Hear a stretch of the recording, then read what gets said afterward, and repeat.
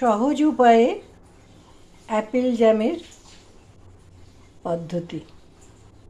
আমাদের সবারই রাত্রে খাওয়ার পরে একটু মিষ্টি মুখ হলে বেশ ভালোই হয়, কিন্তু প্রতিদিন মিষ্টি খাওয়াটাও তো ঠিক নয়। তো কি করা যায়? তো ভাবলাম ঠিক আছে, আমরা একটু অন্যভাবে করি, যে মিষ্টির স্বাদও পাওয়া গেল প্লাস গুণে ভরা।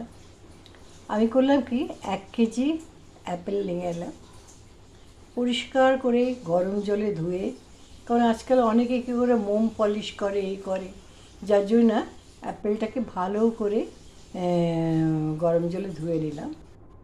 এবার 4টে আপেলে অনলি 100 গ্রাম মিছরি, চিনি দিলাম না, কারণ মিছরির অনেক মেডিসিনাল ভ্যালু আছে।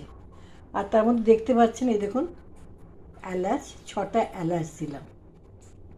এলাচিরও মেডিসিনাল ভ্যালু আছে এবং রাতের জন্য, হার্টের জন্য এই অ্যাপেলের যে জ্যামটা খুবই উপকারী।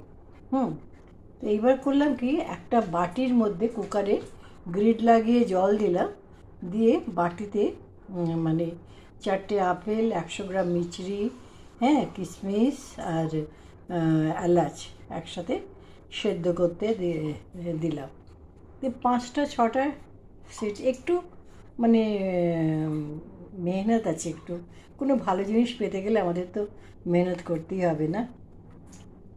তো যখন ঠান্ডা হয়ে গেল তখন উপরের স্কিনটা ছাড়ালাম, দিয়ে মাঝখান থেকে কেটে, বীজটা কিন্তু শরীরের জন্য একদম ভালো নয়, তো মাঝখানে বীজ শুদ্ধ ওটাকে বার করে ফেলে দিলাম।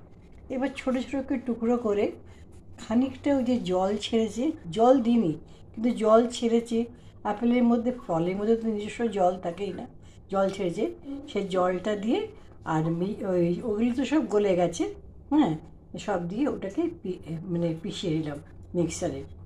এইবার কড়াইয়ের ভেতরে অন্য কোনো তেল না, ঘি না, কিচ্ছু চাই না, ওটাকে পুরো ঢেলে দিয়ে উপর থেকে ঢাকা দিয়ে দিলাম।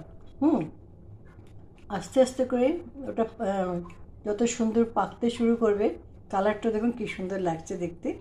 আর তারপরে যখন প্রায় 5-7 মিনিট এটা হয়ে গেল না, 5-7 মিনিট হয়ে যাওয়ার পরে না কী করতে হবে, ওকে ঠান্ডা করতে হবে।